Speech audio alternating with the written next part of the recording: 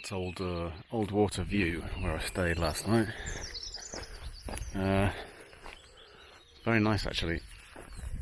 Very nice room.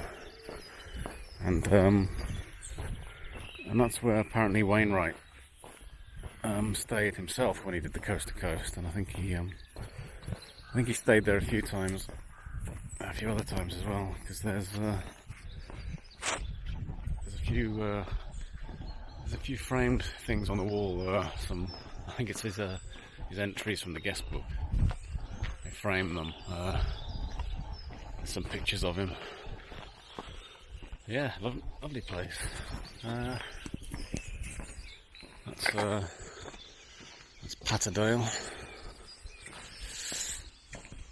There's a little shop there you can buy lots of stuff from. There's a couple of pubs, actually, 2 or 3 pubs. There's more here than I thought. So I'm just going over this little bridge. Wow, what's that, a heron or something? I'm just going over this little bridge, and then should be starting to climb soon. All the way up there, there's a lot of mist. There's a lot of mist on the top there. But I think that's probably going to go soon. Lucky I might have clear views. Should be nice when I get to Kidsty Pike, which is the highest point on the coast to coast. But yeah, quite a long day today. I think it's about 18 miles.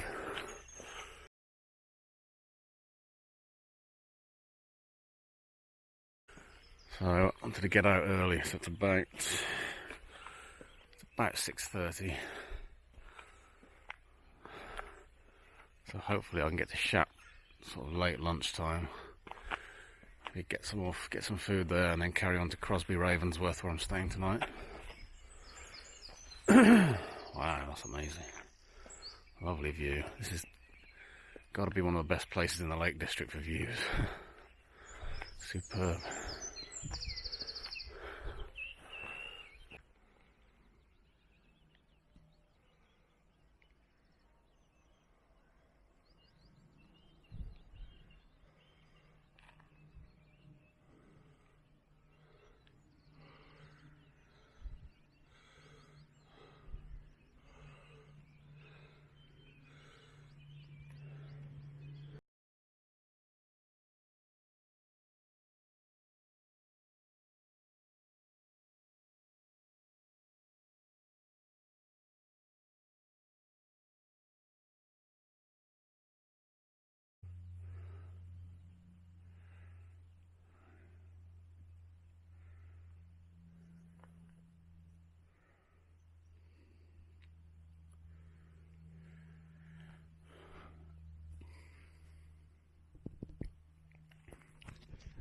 Angle Tarn, very quiet.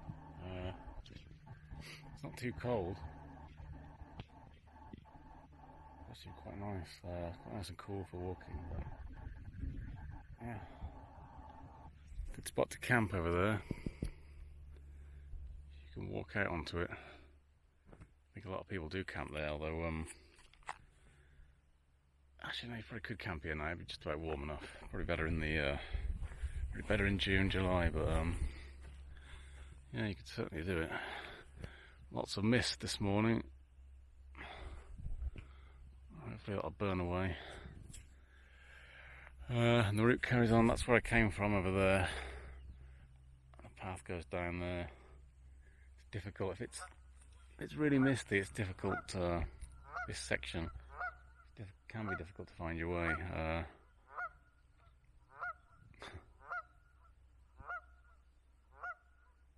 Echo.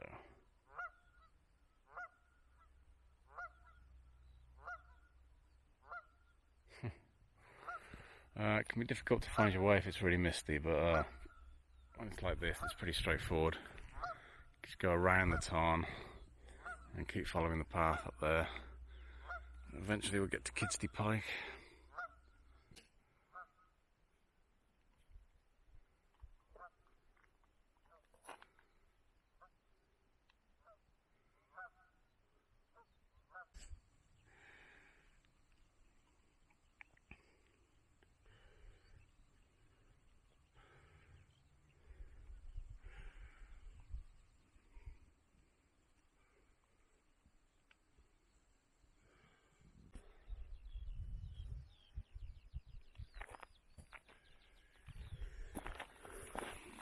just heading up and over this hill now.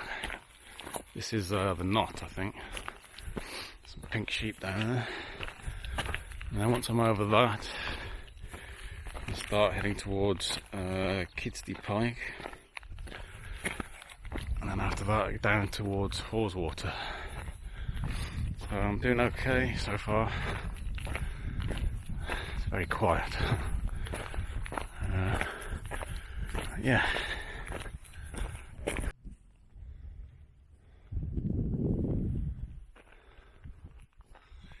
It's a bit misty now. Just come on to Kidsty Pike and just following the path over it. It carries on for a fair while. It'll drop down to Haweswater. Now I'm going to stop for a break. Yeah, you do have to watch the trails once you leave Patterdale and get up high, because there's a couple of points where you just, especially just back here, you could easily just carry on along High Street and miss a sort of sharp, there's like a left turn where you sort of come back on yourself, and you have to take that to go up onto Kidsty Pike. So you need to be sure you don't miss that. But also when you're climbing out of Patterdale and you get to the top, there's a sort of point where there's a choice of 4 or 5 paths. And when you know which path it is, it does look quite obvious, but if you're not quite sure, and if the guidebook isn't totally clear, you could end up going off in the wrong direction. But if you've got your map book and you know roughly which direction Haweswater's in, that's sort of a good guide. As long as you know you're heading towards or Angle Tarn, you can sort of point yourself in the right direction. Yeah, it's a bit nippy up here as well. So I'm looking forward to heading down again. You do have to do quite a lot of climbing to get to this point from Patterdale. But then this is the highest point on the coast to coast, so it's kind of not surprising. And it's quite cool to get up into the cloud. It would be great to get out of it again as well. So. On we go.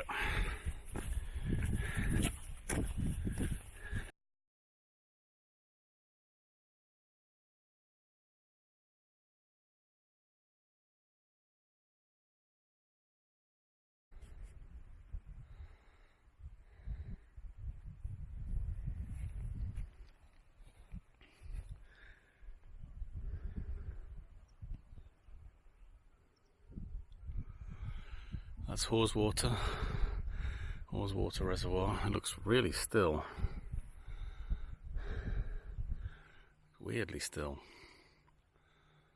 It's lovely.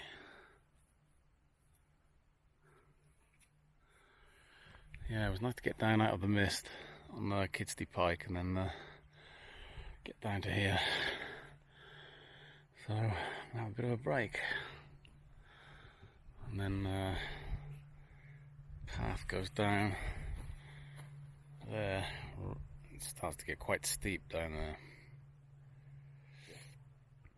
and then heads to the edge. And it goes all the way along Haweswater.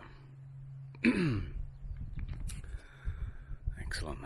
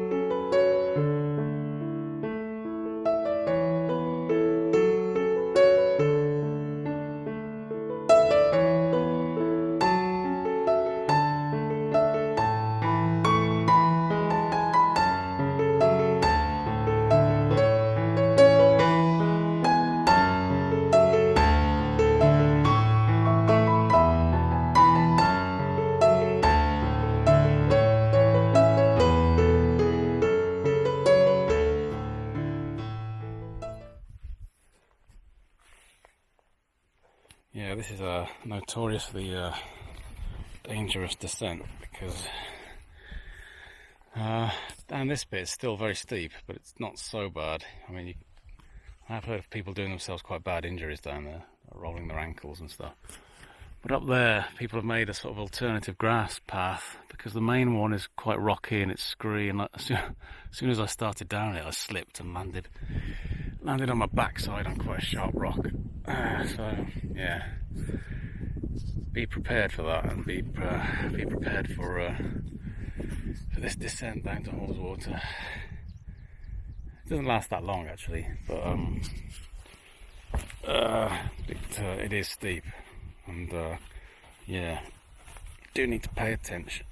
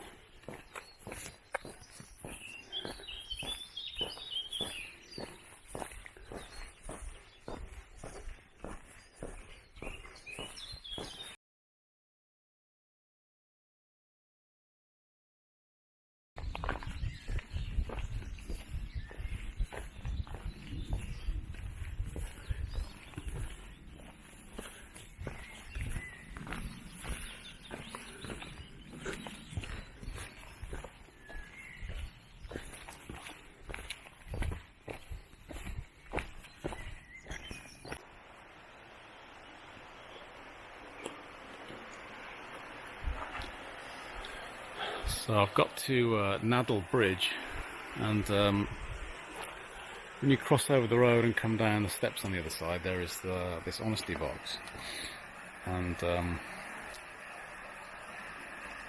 I was hoping this would be here because I'd seen it in another video, so I could really do the coke. There are more honesty boxes along the way, further along the route, but I'm so glad that people do this. Ah. Good man.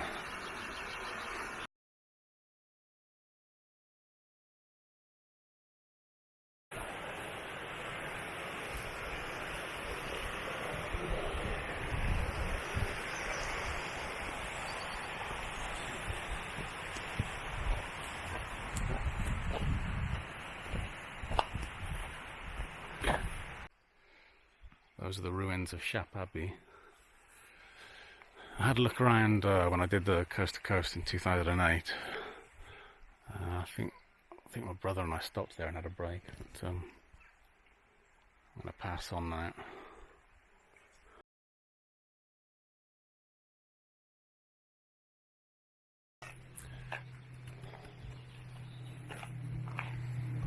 I forgot to say where I did that last bit of filming.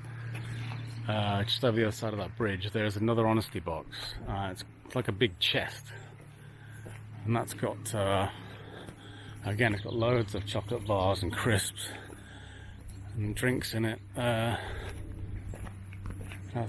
has a few alcoholic drinks, so a small can of cider and a packet of crisps I'm going to munch on the way to Shap.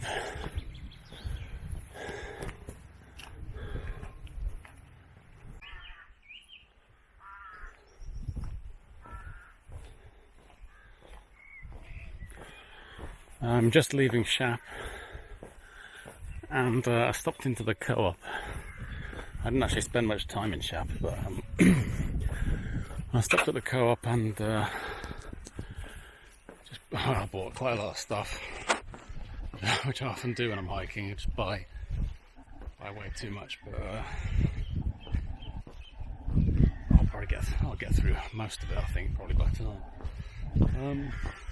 But there was a really nice lady there that offered me a lift halfway to Crosby Ravensworth, and it was tempting, but I just turned it down. I said, no, it's cheating. I want to do the last 2 miles, even though it's kind of off the coast to coast.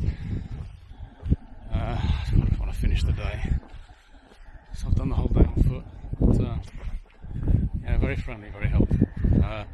So I've just got to hopefully just 2 more miles to go. I think mainly on road. I've got to go over the motorway and then on to Crosby Ravensworth, where I'm staying at Crake Trees Manor, I think, or Crake Trees Cottages, I'm not sure which. Yeah, I can have a nice rest. It's been quite a tough day. I'm really glad I started at 6:30, because there's quite a lot to do. And Haweswater is quite a long slog. I think it must be 3 miles along Haweswater, and it seems to go on forever, especially when your energy levels are low after doing coming down Kidsty Pike. So that was quite tough. After that, when you get to Burnbanks, you're just walking along the river to Shap. It's a lot easier.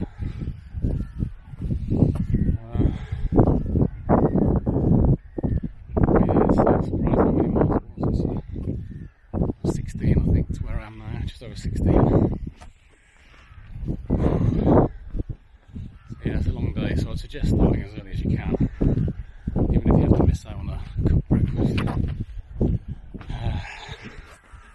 But then again, if you don't really need to be at your accommodation at a specific time, it doesn't really matter. I like to get there quite early.